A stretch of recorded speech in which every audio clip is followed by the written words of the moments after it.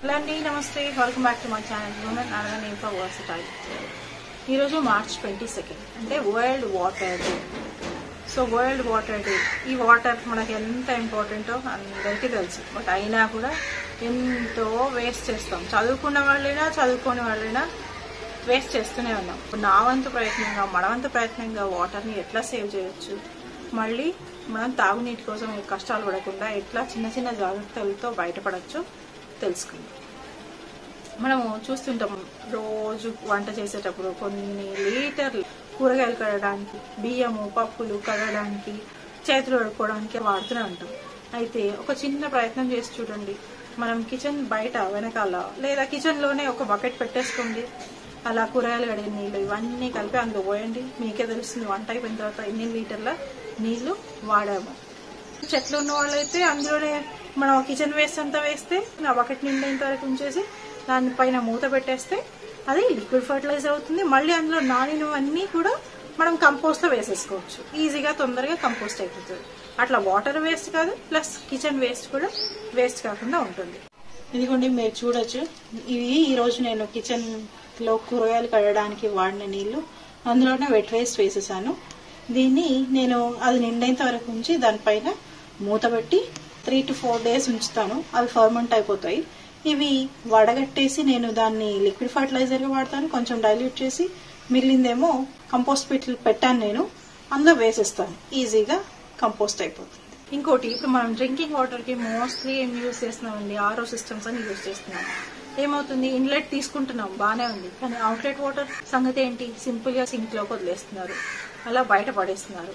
చెట్లు ఉన్న వాళ్ళైతే కొన్నిసార్లు చెట్లలో వేయచ్చు, ఓకే పర్వాలేదు. ఫ్లాట్స్ లో ఉన్న వాళ్ళ సంగతి ఏంటి, అసలు ఇండోర్ చెట్లు కూడా లేని వాళ్ళ సంగతి ఏంటి, వాళ్ళైనా సరే ఒక బకెట్ లో 2 బకెట్లలో ఆ వాటర్ ని నింపండి.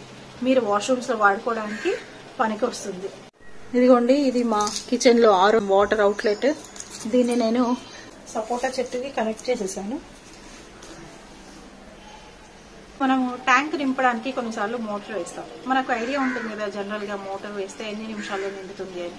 దానికంటే ఒక 2 నిమిషాల ముందు అలారం పెట్టేసుకుంటే ట్యాంక్ నిండిపోయి ఓవర్ఫ్లో కాకుండా చూసుకోవచ్చు. ఇప్పుడు కొత్తగా గవర్నమెంట్ ఏం చేసింది, జియో ట్రిపుల్1 ఎత్తేసింది. దాని ప్రకారం ఏంటి, జంట నగరాల జలాశయాలైనటువంటి హిమాయత్ సాగర్, ఉస్మాన్ సాగర్ ఈ రెంటికి 10 కిలోమీటర్ల రేడియస్ లో కన్స్ట్రక్షన్ స్టార్ట్ చేసుకోవచ్చు అని ఇచ్చింది. మనం జనరల్ గా తెలుసు, భూమి అబ్జర్వ్ చేసుకుంటుంది వాటర్ ని. ఒక సర్వే ప్రకారం ఏంటంటే, ఒకవేళ మనం కన్స్ట్రక్షన్ స్టార్ట్ చేస్తే అక్కడ ఉన్నటువంటి గ్రౌండ్ 460 crore కిలోలీటర్స్ వాటర్ ని అబ్జర్వ్ చేసుకునే కెపాసిటీ కోల్పోతుందంట. అంటే చూడండి, ముందు ఎంతెంత కరువు కాటకాలు సంభవిస్తాయో అర్థం చేసుకోవచ్చు. సో దీన్ని నివారించడానికి మనవంతు ప్రయత్నంగా మనము పర్కులేషన్ పిట్స్, కొత్తగా కన్స్ట్రక్షన్ స్టార్ట్ చేసే వాళ్ళైతే ఇంకుడు గుంతలని గవర్నమెంట్ అవేర్నెస్ ఇచ్చింది. ఎన్నో దిన పత్రికలు అవేర్నెస్ ఇచ్చాయి. ఆల్మోస్ట్ ఇప్పుడు అందరూ చదువుకున్న వాళ్లే, మీడియా ద్వారా అందరికీ తెలుసు. సో ఈ ఇంకుడు గుంతల్ని నిర్మించుకుంటే వర్షం పడ్డ నీళ్ళైనా, ఇట్లా ఓవర్ఫ్లో అయిన వాటర్ అయినా మనకి గ్రౌండ్ లోకి వెళ్ళిపోయి మన ఏరియాస్ డ్రై కాకుండా ఉంటాయి.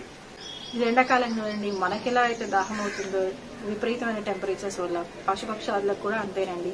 ఒక సర్వే ప్రకారం దాహంతో కొన్ని వేల పక్షులు చచ్చిపోతున్నాయంట.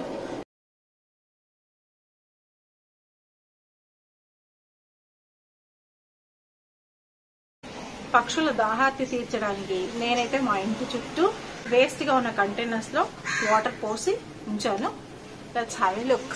ఇది ఒక వేస్ట్ కంటైనర్, ఇందులో వాటర్ పోసి పెట్టాను. వీలైతే మీరు 2-3 రోజులకు ఒకసారి మార్చేయచ్చు. ఇదిగోండి, దీపావళికి లాస్ట్ ఇయర్ అప్పుడు వాడింది, ఆ వేస్ట్ గా ఉంటే పెట్టేశాను. ఇదిగోండి, ఇలా వేస్ట్ గా ఉన్న కుండ. మనం చేసే ఈ చిన్ని ప్రయత్నంతో మన రిసోర్సెస్, అట్లానే మన పశుపక్షాలు దాహం తీర్చిన వాళ్ళం అవుతాం, అలాగే ప్రకృతిని కాపాడిన వాళ్ళం అవుతాం. ఈ చిన్న చిన్న ప్రయత్నాలు మీరు ఇలాగే షేర్ చేస్తే అందరికీ అవేర్నెస్ వచ్చి కొంచెమైనా వాళ్ళ ఎఫర్ట్ పెడితే గ్రౌండ్ వాటర్ సేవ్ అవుతుంది. డ్రింకింగ్ వాటర్కి కరువు రాదు, ఫ్యూచర్లో బాగుంటాయి. ప్రకృతి రక్షతి రక్షిత అంటే మనం ప్రకృతిని రక్షిస్తే మనల్ని ప్రకృతి రక్షిస్తుంది. అంటే ఇంతకుముందు చూసాం కదండి, ఇప్పుడు కేరళలో, వైజాగ్లో సునామీలు వచ్చాయి, ప్రళయాలు వచ్చాయి.